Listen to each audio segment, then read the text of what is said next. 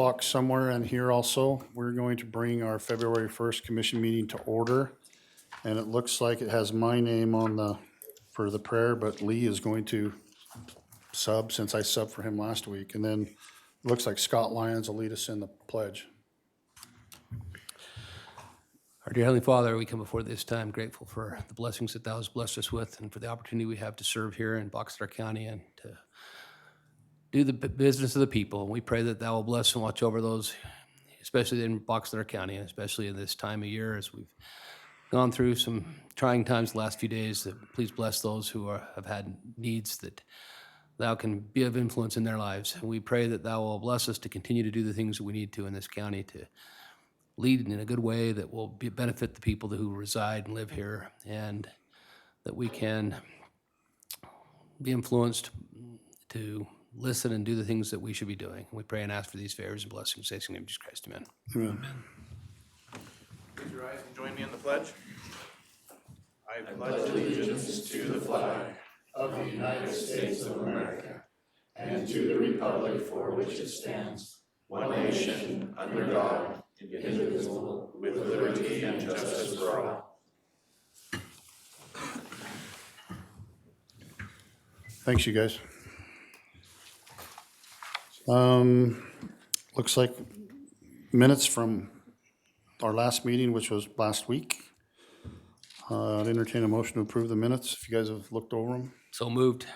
I'll second it. Got a motion by Commissioner Perry and a second by Commissioner Bingham. All in favor? Aye. Aye. I'm still having a tough time with that. So if you couldn't tell, my tongue. I'll get it by the time I'm done in 2 years. We have an agenda item. It doesn't look like the 508 is going to be here, right? So, So are we gonna do number 4, farmer agenda items? yeah, I was just looking at, it says administrative review reports, so I was just doing that right there. And yeah, we can get to former agenda items. Okay, yeah, I'd like to talk a little bit about some issues. I met this morning, Annie and Malone Mogard, Michael McGinnis from Cache Valley and myself met this morning talking about the Indigent Defense Fund Oh, and some of the issues that are going on there. Annie and I met last month with an attorney from Weber County.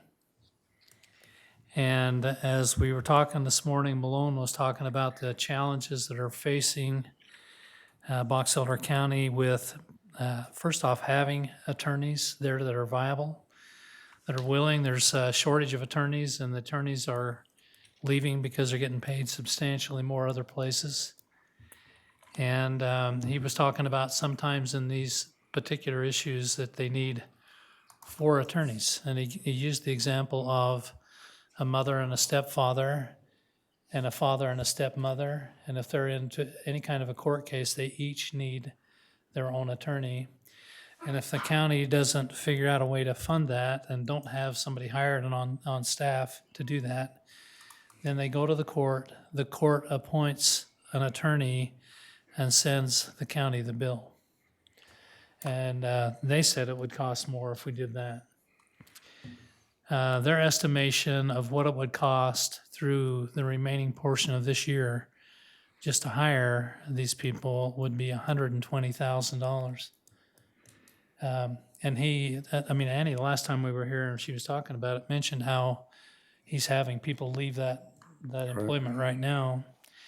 And then the other thing that they needed was a fund where they could actually, sometimes in their cases, they have to hire investigators, they have to have expert witnesses, we've seen that before. and Yep. they need a fund to draw from so that they can actually provide the defense that they're there for. Let me just add, that'd actually be a good thing, because if there's a fund, they know where the end is. Right now, Right. there's no fund, and so it just, Remember when we had to do that not too long ago? Yeah. So then my question is, they're saying that it's needed.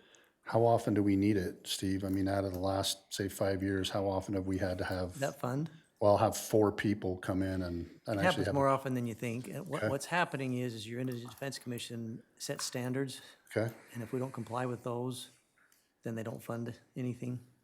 And those standards require maybe more attorneys than you would think. Yeah, and so if you mind, so what he's saying is the Indigent Defense Commission is already funding Right. a good portion of it, Right. over half of it. And the amount that I quoted is the other half just to keep attorneys here. Is that what I'm? That's right. So we brought this up in UAC, was it last week when I talked about it? We're only one of 2 states in the nation that the states don't actually pay for the entire indigent defense. Right. Us in Pennsylvania. Right. So there is some bills going forward that would address that, but I don't think it's anything, I shouldn't say this, anything they can push back to the counties are going to, until somebody actually steps up and takes out bankruptcy or something like that, like Utah County had to do with the murder trial. And they had to have expert witnesses, and it cost them, what, $1.5 million to get through that. So Malone's big issue right now is he's afraid of losing attorneys that are working right there now. And he felt like, Mike was from Cache County. They pay more, substantially more than Box Elder County does. Weber County pays substantially more than Box Elder County does. And so the attorneys are going and doing the same thing in different places.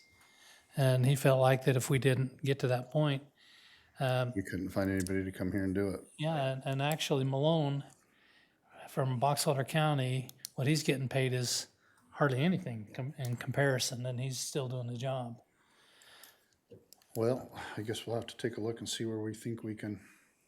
And my understanding is that they'll be on the agenda probably next time, is they want to come on the agenda Okay. and give you the specific They were numbers. gonna come and make the presentation, but my question is, Charlene sent out an email and talked about ARPA funds, and we had some money in that ARPA account. Right. Would that be a viable use for some of those ARPA funds? I actually am not sure. They are so tied to specific things having to do with Has to be COVID. Spent by like the year 2026 and be all done. I mean, it's a temporary. Yeah, it's a source. temporary fix. Yeah, but so what I'm wondering is, could we use the ARPA funds? Here we are, February 1st of 2023, at least give us half a chance to budget at the end of the year for the upcoming needs. Yeah, you guys could determine that. So right now, Will you see if it fits? Because from my understanding, it's basically COVID related. Not necessarily, a lot of it you can do as revenue replacement for the county. And so But you've had to prove, we went through this too. I'll look at it more Okay. and get Yeah, back because with we had to prove that it was revenue replacement that we'd already spent or couldn't. So if this comes up now, it might not be something, but yeah, take a look at it and see what we can do. April was my expert on it, so I'll go read Well- it, and let you know. Yeah, I appreciate it, thanks. And That then, needs kinda actually, immediate- Boyd, we can use the LAPTZ XYZ EIEIO fund, the Biden Plus, sorry. That's for sure available for county funding. So that's something that we could actually look at to, but that's only for 2 more years too. So, when we finished this meeting, they offered to come and make the presentation to the commission, and I asked them to come because then you'll get all the exact issues. And I sat there for an hour and thought, there's no way I'm gonna remember all of this that they just told me, so. Okay. Sounds good. Have you got anything on former agenda items or anything? And like I said, in the prior meeting, I just want to thank Lee for going down to the session as much as he had and keeping the box elder aware of everything that's going on. The one thing out of COVID did come from that we get to actually call in or Zoom those meetings now. We don't have to actually be there in person, but a lot of the times being there in person means a lot, so, and we appreciate that. And then a big shout out to our road crews for doing everything they've done the last 4 days and helping the sheriff's department and everybody else you can think of. Everybody getting stuck. I've got multiple phone calls, multiple texts about how good our people have been, whether it's the deputies or the road crews to help. And then Cody and his building crews with all the water pipes breaking and everything else that hasn't worked. It's been kind of an all hands on deck and kind of gave us a precursor of what we need to fix for next time, AKA generators, and have everything ready to go. So if this happens again, we can just flip a switch and do business as usual. So Appreciate everybody. We just talked about ARPA funds a little bit, emergency management issues. Bring up, we've got a meeting next week to begin pre-planning for flood, for the season, so, Ooh, you know, we're Yeah. both that we don't have it, but a good emergency manager, we plan for it.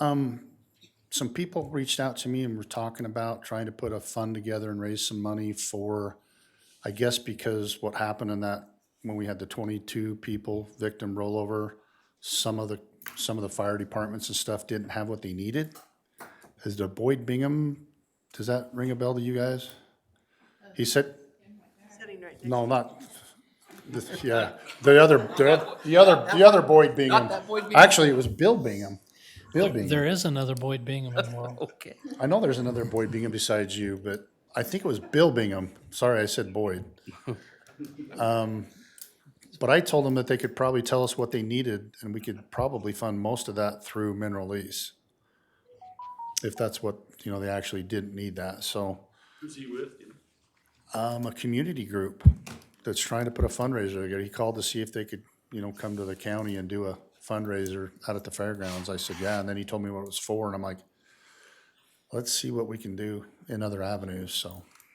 First I heard we didn't have enough stuff. Okay, he said he talked to Tiffany, so you might ask Tiffany what it's about, okay? And I don't know how long ago we talked to him, so. All right, and it looks like our 508 is not here, so we will, did she ask to table it or just? Yeah, their event's not for a while. Oh, okay, just table it, okay. So USU Extension, come on down, Mike. Good afternoon. Hey. I got it. So what we have on the agenda is the cooperative agreement between Utah State University and Extension and Box Elder County. It's one that we've done every year for as long as I've been here. We've updated it with the 2023 information as far as dates and our budget that the extension has to run off of. And yeah, we're just asking for that to be signed. I did give you guys something else there that's with it. It's kind of our impact report that USU Extension has done, and that's something you can kind of look at in your leisurely time that you have. But that's not everything we do, but it's just some of the impacts we've tried to highlight with that. But the main thing today is the cooperative agreement that we have that should have been there. Well, we appreciate you doing what you do in Box Elder. We appreciate you guys' support, and we have fun doing a lot of things we do. What do they say about farmers? We've done so much with so little for so long, you're able to do anything with nothing now, right? Yeah.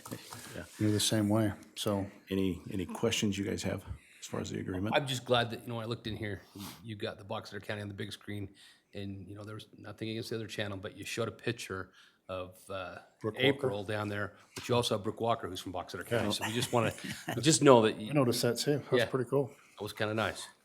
Thank you. Okay, I'd entertain a motion. I make the motion to approve the Cooperative. cooperative agreement 23-03 with Utah State University Extension in Box Elder County. I'll second it. I've got a motion by Commissioner Perry and a second by Commissioner Bingham. All in favor? Aye. Aye. Okay, thanks, guys.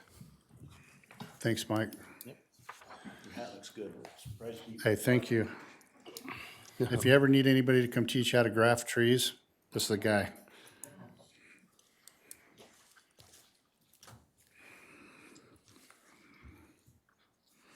I'm not used to you till the end of the thing. What's up? Chrissy's trying to throw me a, Guess I lucked out. yeah, don't have to listen to me the rest of the time, do you? It's probably because I usually send my items in at the last minute. Got this one a little earlier.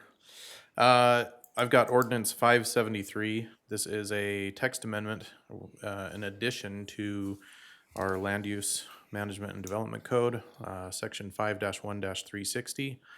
So at the planning commission had been working on this language for about 5.5 months now. And at their January 19th meeting, they held their second public hearing and they forwarded a recommendation of approval. So what this text amendment does, we're referring it to it as the Box Elder County annexation policy. And you should have received a copy of the language in your packets. I don't know if you have any questions regarding it, but essentially what it does is it's an effort from the county to coordinate with the various cities and towns throughout the county on land use development. So we've had some cities and towns frustrated with development just adjacent to those cities and towns. And so with the frustrations that they've expressed and also with the county's new general plan and what is proposed as far as agricultural preservation and development closer to cities and towns and the infrastructure that they can provide, the language in this basically states that if someone who is currently in unincorporated Box Elder County comes with a land use application to the county, but they are located like within one of the cities or towns annexation areas, if they're within a half mile of the city or town, or if they're using the city or town's utilities, then they would need to speak with the city or town first regarding annexation, apply for annexation, and then they would either develop within the city or town if they annex them, or it would give the city or town the ability to say, no, we're not interested in annexing you at this time. You can go back and proceed with the county with your development. Okay. So, anyway, like I said, it came with the recommendation of approval from the Planning Commission. I'm sure we'll probably see some scenarios where this may ruffle some feathers, but I think overall it does make sense. During the two public hearings the Planning Commission held, we had several representatives and mayors from different cities who voiced support for the change. So, Well, I just don't think it's been that way for a while, you know, the slow growth, but now the fast growth. I think we need to continue to work with the cities. So, okay. Any other questions? I'll just throw out, the health department's actually following, they're having a public meeting in March or April, I can't remember exactly, but they've got a similar. yeah, we had a meeting with Jordan Mathis, the director there, in October, discussing kind of similar how to make. It's very complimentary to this. Exactly. Yeah, it's very complimentary to Yeah. this, so I think everybody will be on the same sheet of music, which I think is smart, Yeah. so So I don't know if there's questions or I think we're good. Well, just communication is a great thing. yeah. Especially between counties and cities, honestly. Okay. If you don't guys have anything else, I'd entertain a motion. Okay, I move that we approve adding this.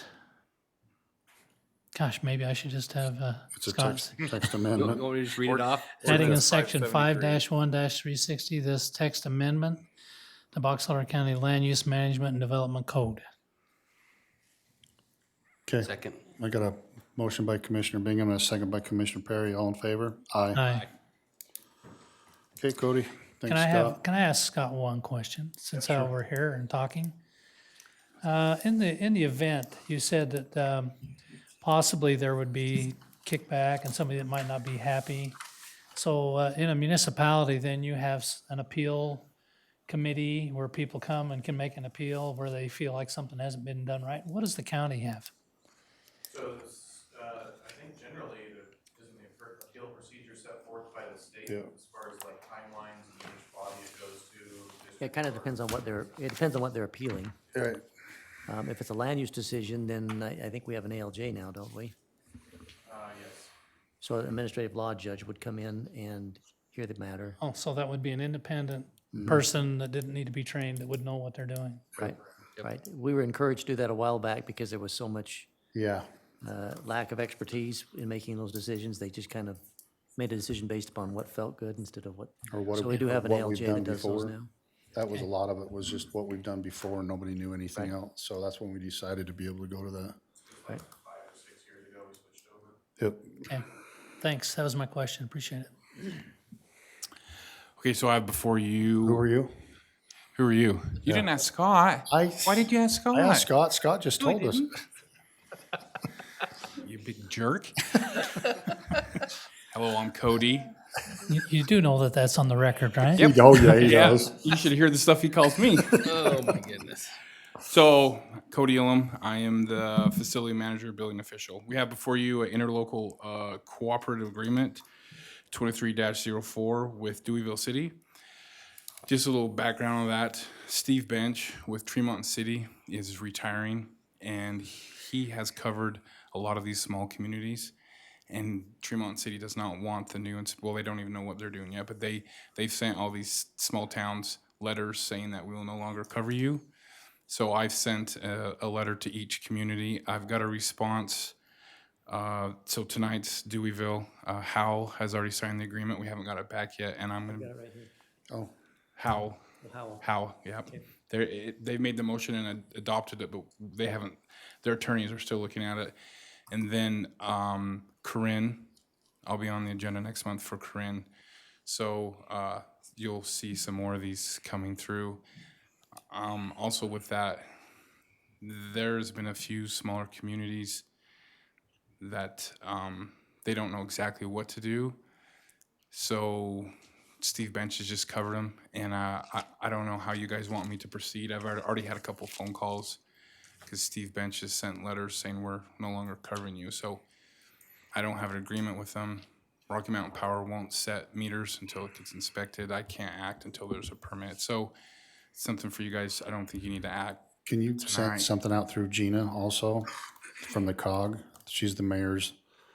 I think we ought to send I some. sent a letter to each Well, if city. it comes from Gina, they'll listen, won't they, Yeah. Boyd? Maybe.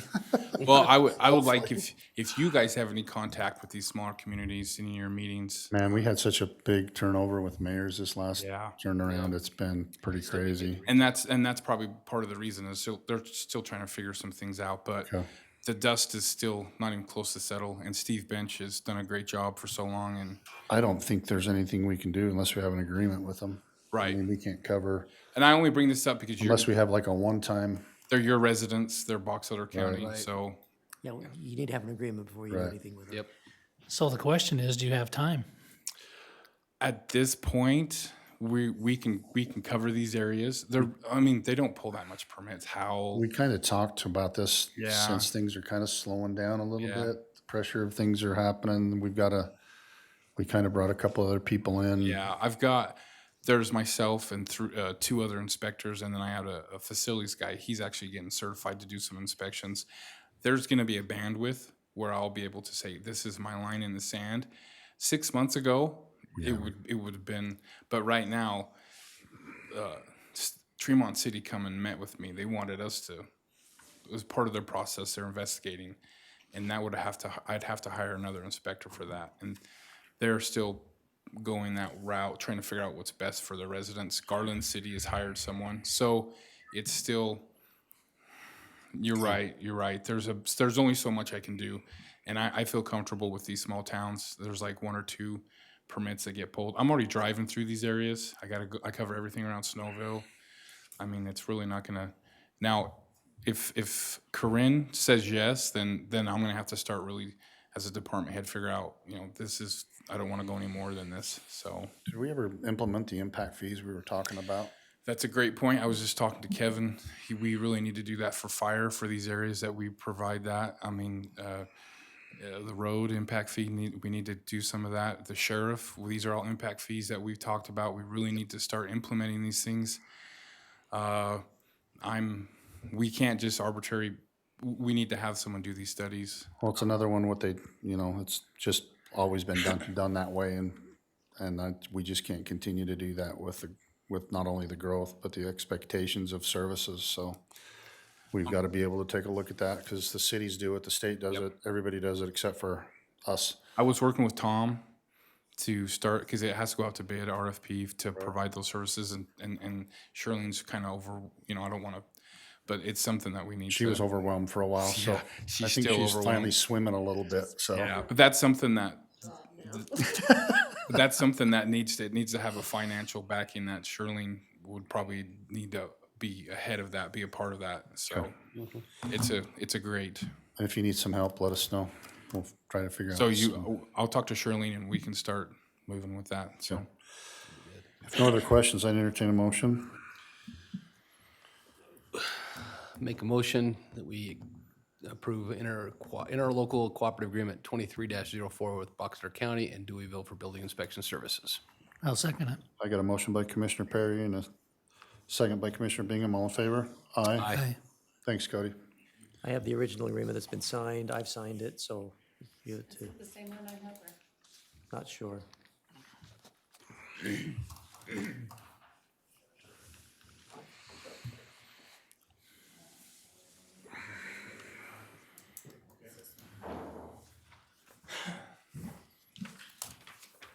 This needs to stand down.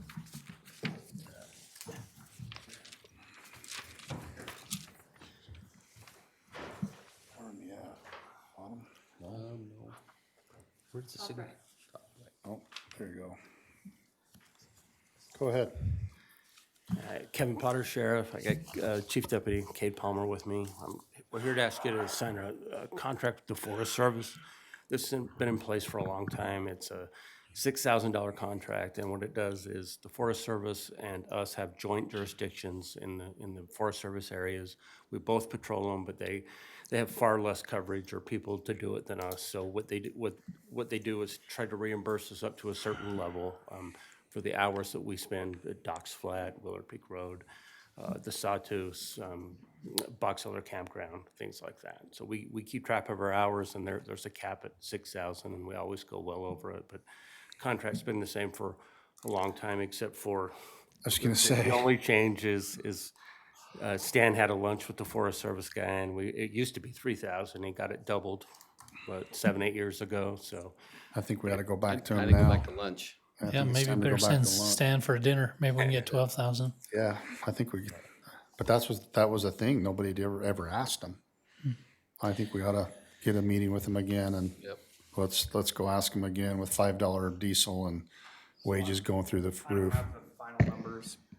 You what? I don't have the final numbers on how much time we spent up there, I think you need to get him before we go. but it's Significant. about 150, and we bill at $60 an hour. So we've done about $9,000 worth of work on a $6,000 contract. Not counting gas and mining cars, right? The That's just- $60 is supposed to take into Cover all account that? wear Okay. and tear and Supposed to. wages and everything. Okay. So But still, that would look good. I don't know if they've changed. I'm pretty sure they've changed since we'll have to take a look and So can I ask a question? When you patrol, what are you patrolling for?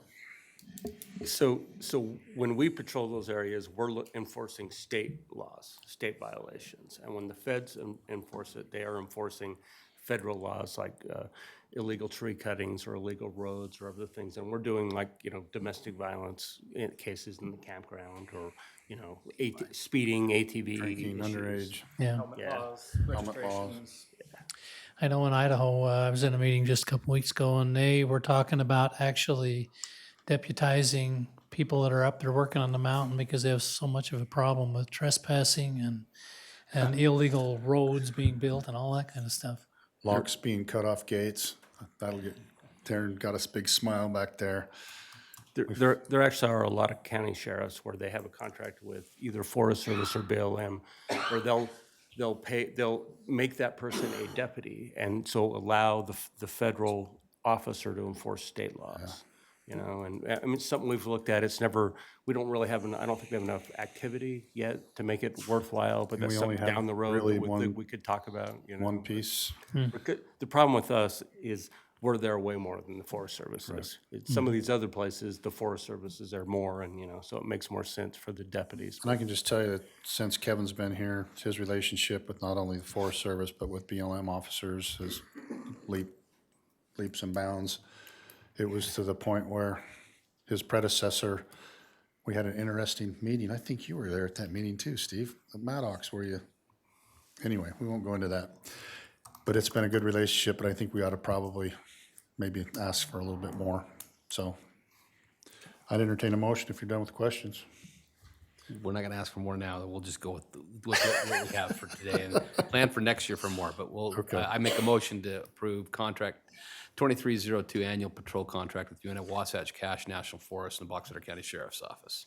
I'll second it. I got a motion by Commissioner Perry and a second by Commissioner Bingham. All in favor? Aye. Thank you. Thanks, you guys. Thanks for everything.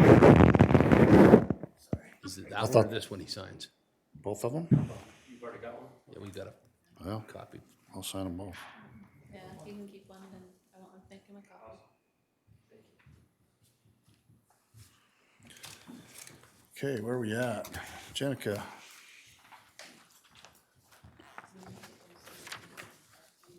Okay, Oh, it's not my show today. I was just gonna say. It's been a while. Okay, so the first item I have is a contract that has come from Workforce QA. They are the MRO, the medical review officer for one of our drug testing companies. And they are asking for a fee increase. So right now, the standard drug test for us costs $39. It'll go to $50.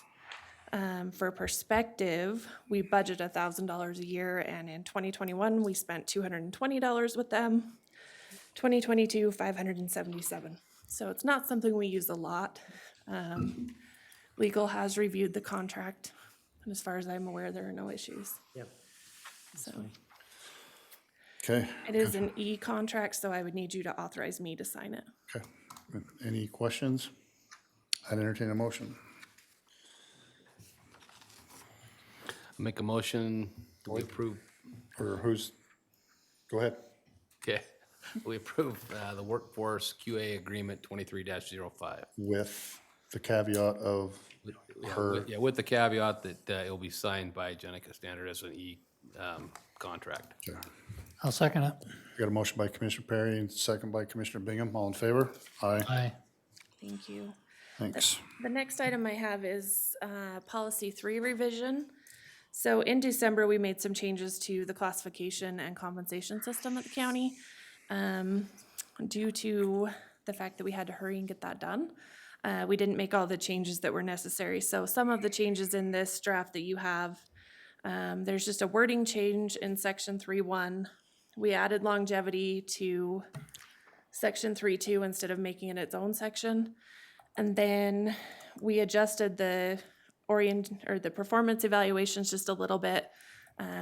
We had talked about it, but we hadn't actually put it in policy, so it just states that annually, every employee should have a performance review due to my office by September 30th, so that we can then use it for the budget session. Tells them how to do that. Section 3.4, there's just a wording change. Annie wanted to change it so that it would read better. And that's on the annual salary increase for elected officials. Reclassification, there's a wording change. Section 3-6 is the personnel files. It does talk about performance reviews, so we moved that to the prior section. And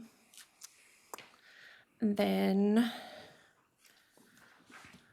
Resolution 12-11 was part of the policy, and that's the one that talks about how we were paying our police officers. That's been adjusted in previous changes to this policy. And then Resolution 1809 would be removed, and that's the one that gave us permission to do laterals for the sheriff's office. That has also been cited in a different section of the policy. Nothing has changed on that. And then Section 310 was the longevity that's been replaced at the beginning of the policy. Thanks for everything you've done on this. This has been a part of a long time coming, Yeah, long as I've been here. yeah. So if you guys got any questions? Yes. On, well, let's see, this is policy 3, actually, not yet. I want on policy 15 when we get to that one. So I'm good with this one. I think we're okay. Okay. I'd entertain a motion on policy 3. I'll make a move that we approve Policy 3 revisions. Second. I got a motion by Commissioner Bingham, second by Commissioner Perry. All in favor? Aye. Aye. Thank you. So the next one is the drug-free workplace policy. We've been talking a little bit as a risk management committee and a little bit more with you commissioners about how to handle post-accidents. A while back, I think 2016, we made a change that said that we would only do drug testing on post-accident investigations if we felt that the employee was under the influence of drugs or alcohol. It's caused a lot of confusion among department heads. You know, do we test, do we not test, should we test, even though we don't think they're on anything, but Could it be a liability for the county? So we've kind of talked about it, and we think it'd be best to remove that where being under the influence of drugs or alcohol may have contributed to the cause of the accident, and just test everybody in an accident. Well, that leaves the plain fact that whose opinion, and what time and stuff, so I honestly agree with that. It does also make a change to the form that HR uses that all employees sign to include volunteers too. Right now, it only includes employees and potential employees, Okay. and so it would include volunteers now as well. And we're still random drug testing? Yep. Okay. I entertain a motion. I'll make a motion that we approve policy 12 revisions. Second. You got a motion by Commissioner Bingham, second by Commissioner Perry. All in favor? Aye. Aye. Okay. And Last one. final one. So this one, there's a couple changes to, and Annie made these changes, so I'm not as familiar with them, but I'll try and go through them for you. Section 15-9D, they've added a section where in certain cases in law enforcement, it's not safe for the employee to wear their seatbelt at all times. You can imagine what those situations would be. So the sheriff did ask us to review that. There are specific situations that they teach at post where they are not supposed to wear their seatbelt.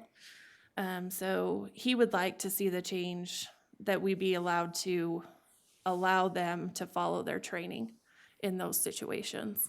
It does say members must be prepared to justify any deviation from the requirement. So if something happens, they're responsible to let us know why they felt that that was okay. So that would go to the risk management committee. And then 1515 number 6, all employees who are involved in a vehicle or equipment accident may be drug and alcohol tested per the other policy that we just approved.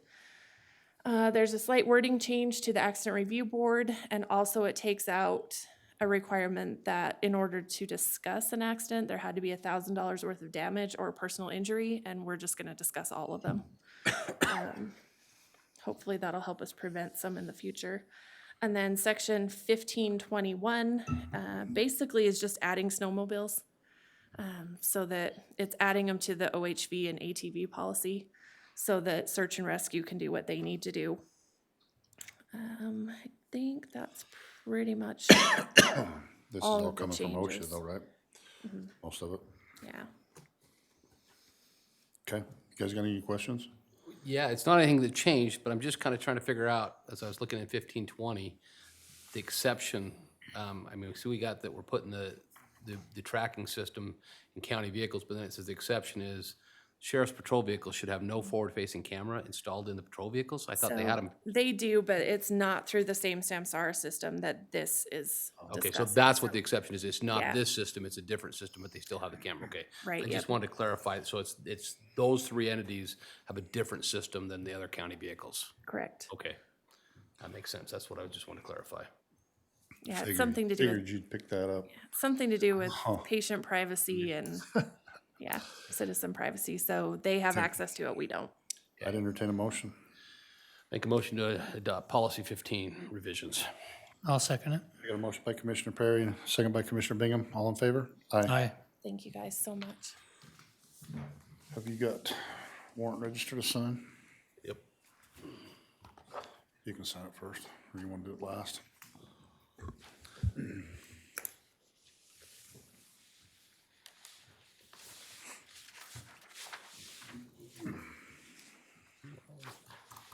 Thanks, Darren. Okay, there you go.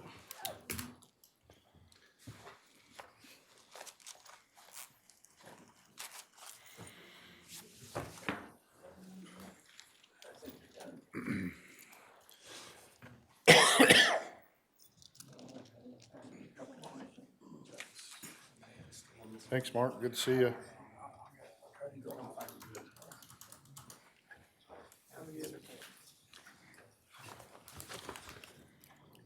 Okay, I'd entertain a motion to go into a closed session to talk about litigation and personnel.